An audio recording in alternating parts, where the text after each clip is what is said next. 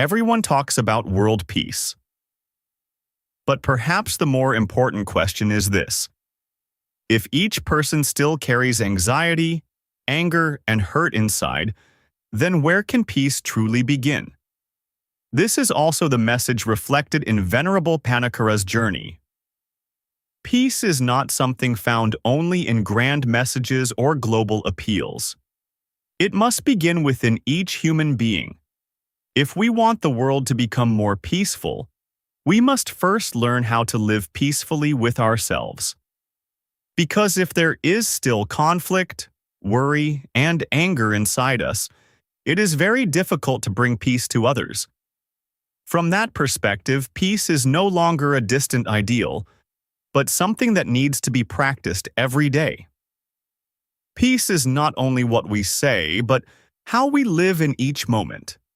It can be as simple as pausing before saying words that might hurt someone, in choosing to listen instead of reacting too quickly, or slowing down enough to notice our own emotions. Venerable Panikara once suggested something very simple yet profound. Every morning, remind yourself, "Today is my day of peace."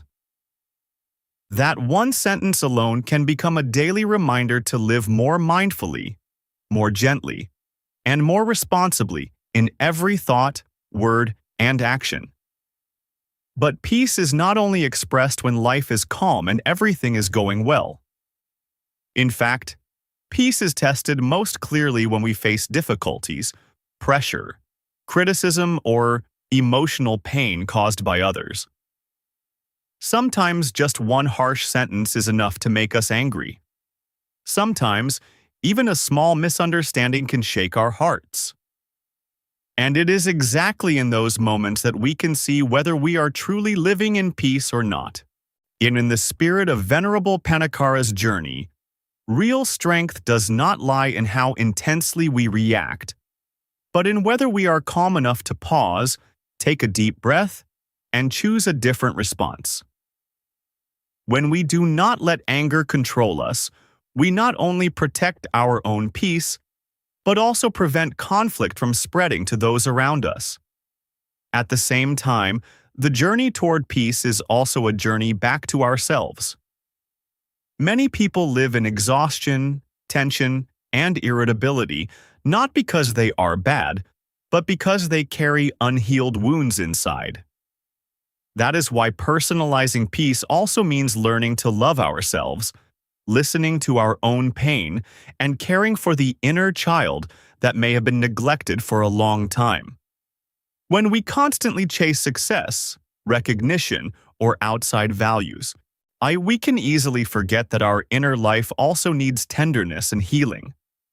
Only when we know how to return to ourselves and care for our spiritual and emotional well-being can we find a peace that is real, lasting, and not completely dependent on external circumstances. And finally, the most beautiful part of this message is that everyone can contribute to peace in the world, beginning with very small things. Not everyone needs to walk thousands of miles, but everyone can take part in the journey of peace in their own way.